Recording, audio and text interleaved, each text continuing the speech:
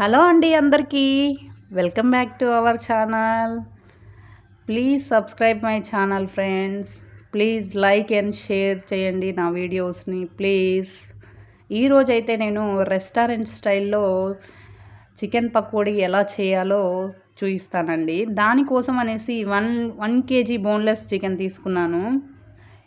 ఆ 1 KG boneless చికెన్ని శుభ్రంగా ఒక 2 సార్లు కడిగి దానిలో ఉన్న వాటర్ అన్నీ వంపుకొని పక్కన పెట్టుకోండి. ఇప్పుడు దానికి కావాల్సిన ఇంగ్రీడియంట్స్ ఒక 1 స్పూన్ అల్లం వెల్లుల్లి పేస్ట్, 1 స్పూన్ సాల్ట్, 2 టేబుల్ స్పూన్ల కారం, 2 టేబుల్ స్పూన్ల oil, 1 table spoon garam masala, 2 table spoon corn flour, 1 lemon,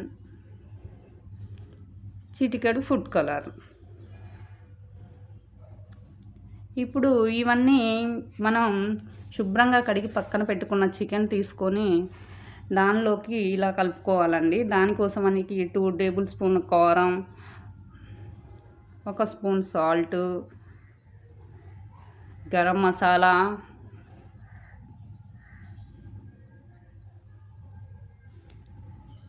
next corn flour,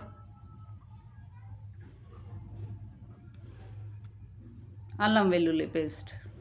ఇవి వేసాక ఒక 2 సార్లు ఇక్కడ చూపిస్తున్న విధంగా ఇలా కలుపుకోండి. ఇప్పుడు ఇలా కలుపుకున్న మన చికెన్లోకి ఒక 2 టేబుల్ స్పూన్ల ఆయిల్ కూడా వేసి మరొకసారి కలుపుకోండి. ఈ మసాలాలు కలిపాక ఇప్పుడు మనం తీసుకున్న ఆయిల్ కూడా వేసుకొని మరొక 2 సార్లు కలుపుకోవాలి.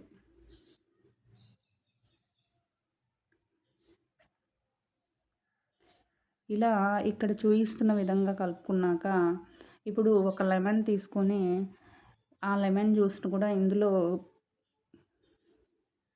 పిండుకొని మరి ఒక 2 సార్లు కలుపుకోండి.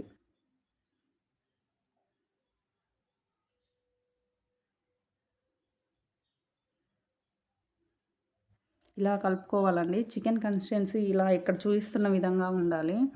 ఇప్పుడు ఫుడ్ కలర్ అండి. నేనైతే ఫుడ్ కలర్ ఒక చిటికెడు యాడ్ చేస్తున్నాను. ఫుడ్ కలర్ అనేది ఆప్షనల్, మీ ఇష్టమైతే కలుపుకోండి, లేకపోతే లేదు.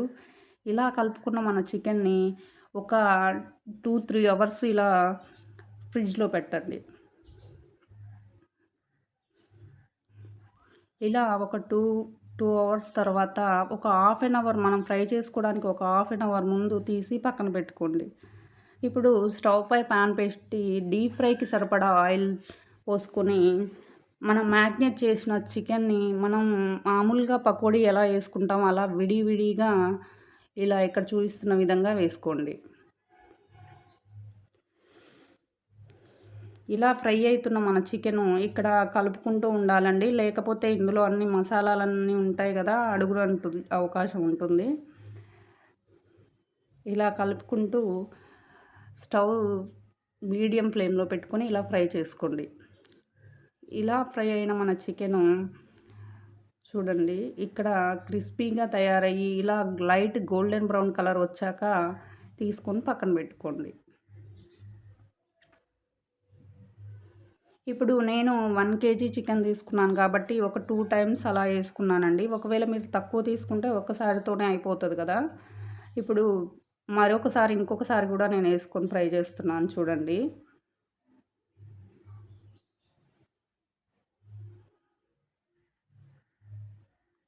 ఇలా తక్కువ వేసుకుంటే తొందరగా ఫ్రై అవుతుంటుంది, ప్లస్ రోస్ట్గా కూడా ఫ్రై అవుతుంది.